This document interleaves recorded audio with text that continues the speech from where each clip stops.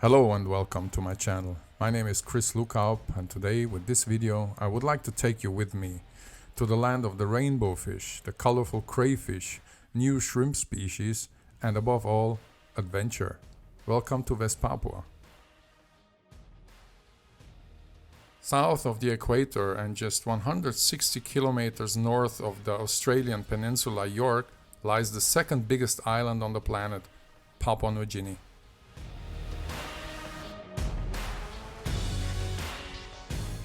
The western part, West Papua, formerly Irian Jaya, was changed to West Papua in January 2000.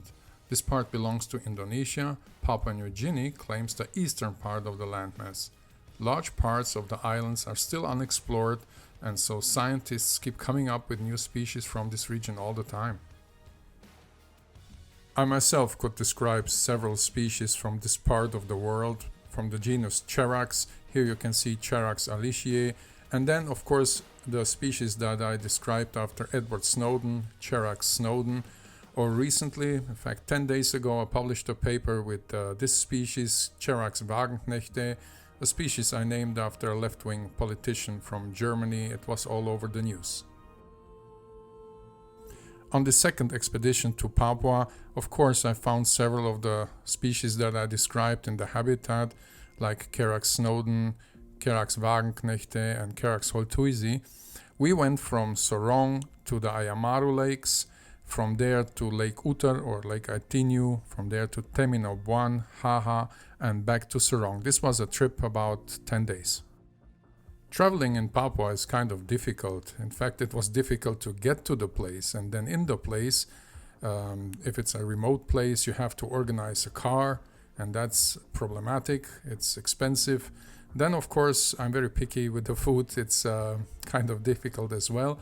And then, of course, with the places that you go, there's native people there, and they're not so happy to see Western people there because they have bad experience with them.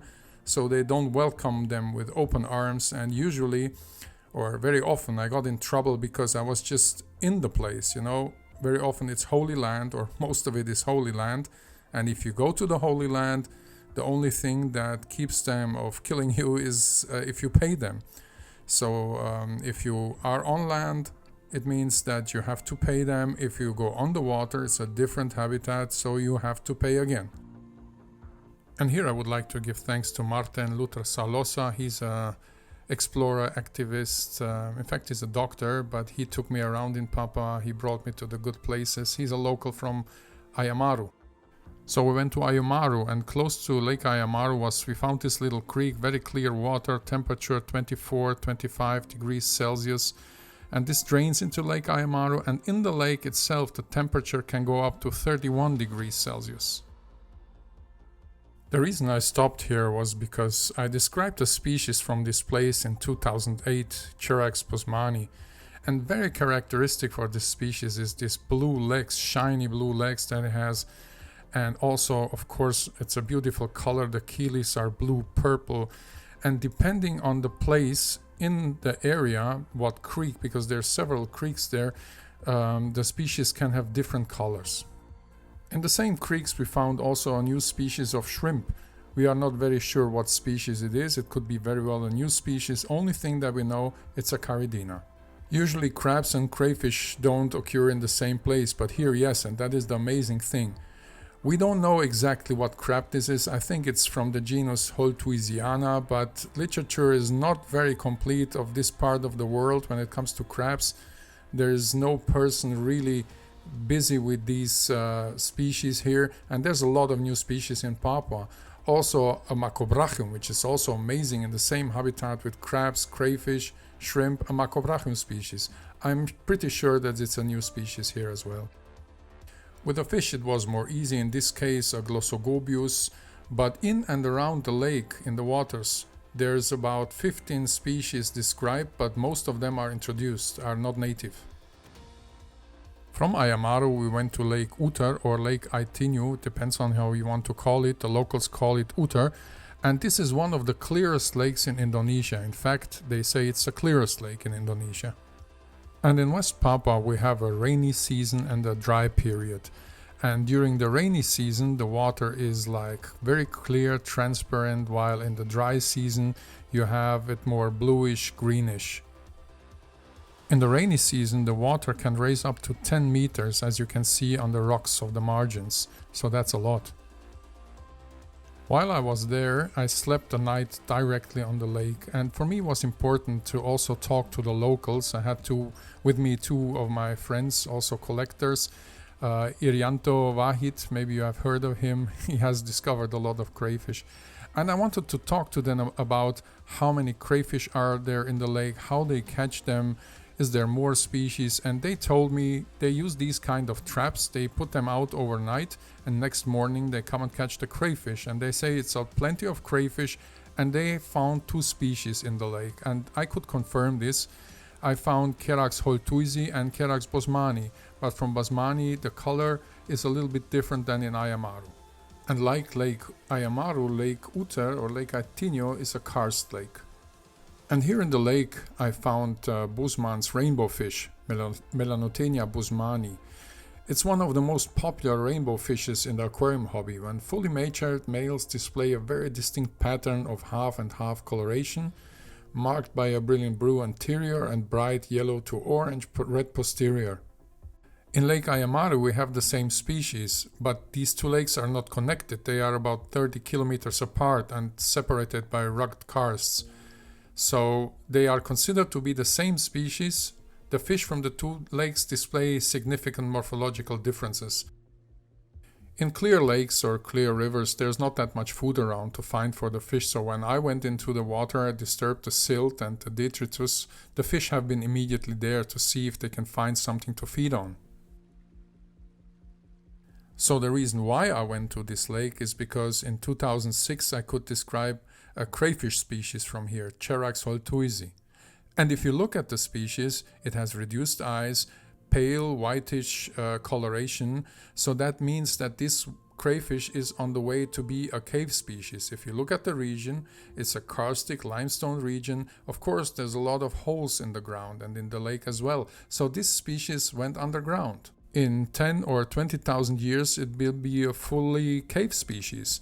Different is the situation in Lake Ayamaru. Here we have the also Cherax holtuisi, but they have a different coloration because there's not that many holes in the ground, and the species can be blackish, greenish, or sometimes blue. From Lake Utar it's not that far to go to the location of Cherax Blue Moon, and when I arrived on the creek I saw clear water temperature about 24-25 degrees Celsius. The bottom was sandy, a lot of detritus on the ground, so it feeds the crayfish, and I saw some rainbow fish, but I cannot tell you exactly what species it was because I could not catch any, or I didn't make an effort to catch any. And this is Cherax Blue Moon. These guys sit usually in the leaves, in the detritus at the bottom, buried in the sand, and every creek has a different color variation. Sometimes the chelae are more yellowish, a lot sometimes more white, and even the small guys, this guy was about 2 centimeters, they are already nicely colored. We arrived kind of late at the place, so the quality of the video is not great, but I think you can recognize the species. And in the same habitat with the blue moon crayfish, I could find this new type of shrimp. It's a new species, I'm pretty sure about that. It's still under examination. We have to find out what it is exactly, but I'm pretty sure that it's new. And spectacular was this new find, a snail species. Meanwhile, I found out what it is. It belongs to the genus Notopala, but is not known from science yet. We could also import it with Garnelio. We have imported some of them. I kept them a while in the tank. They like warmer water. They can take the food from hard substrate like rocks or wood, but also they can filter the water, and you have to pay attention on the parameters. They like warm water and you have to feed them enough. In the same habitat, also a new species of fish. Next stop was a river that I cannot tell you exactly the name. The locals have different names for rivers.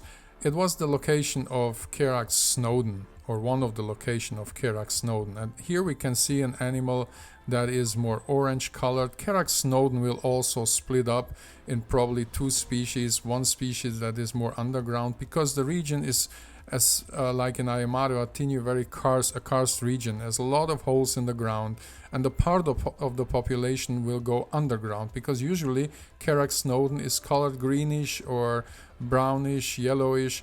So they will slowly but surely advance, or a part of the species will advance to a cave species, and they will be whitish or orange with reduced eyes, and the other part will stay above the ground and will be greenish or brown. I hope that you enjoyed this little expedition. See you in the next video.